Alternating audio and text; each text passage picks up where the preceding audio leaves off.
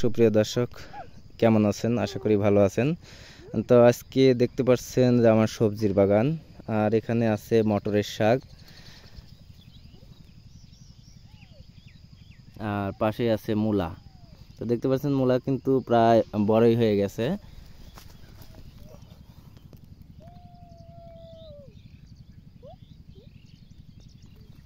একটু ঘন করে বোনা হয়েছে যাতে শাক তোলা যায় এবং তার পরবর্তীতে মূলা হয়, এই কারণে একটু মূলাটা ঘন করে দেওয়া হয়েছে।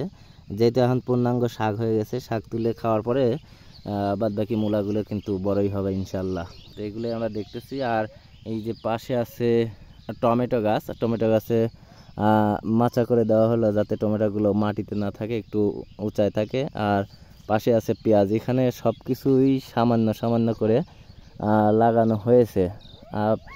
ওইদিকে আছে বেগুন এবং ফুলকপি,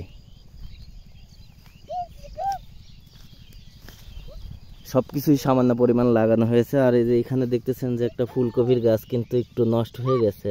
যারা এই সম্পর্কে ভালো জানেন তারা অবশ্যই কমেন্টে জানাবেন যে কি বীজ দিতে হবে বা কি দিলে এগুলা সমস্যার সমাধান হবে, এগুলো অবশ্যই কমেন্টের মাধ্যমে জানাবেন। আর যারা এই বিষয়ে আরও নতুন নতুন ভিডিও পেতে চান তারা অবশ্যই আমাদের সাথে যুক্ত থাকুন। আমরা প্রতিনিয়ত আপনাদেরকে এই কৃষি রিলেটেড ভিডিওগুলো আপনাদেরকে উপহার দেব। আমি সাধারণত হাটের ভিডিওগুলো আপডেট দিয়ে থাকি। এটা যেহেতু আমার নিজেরই সবজি বাগান, সেটার থেকে আপনাদেরকে কিছু ভিডিও দিলাম।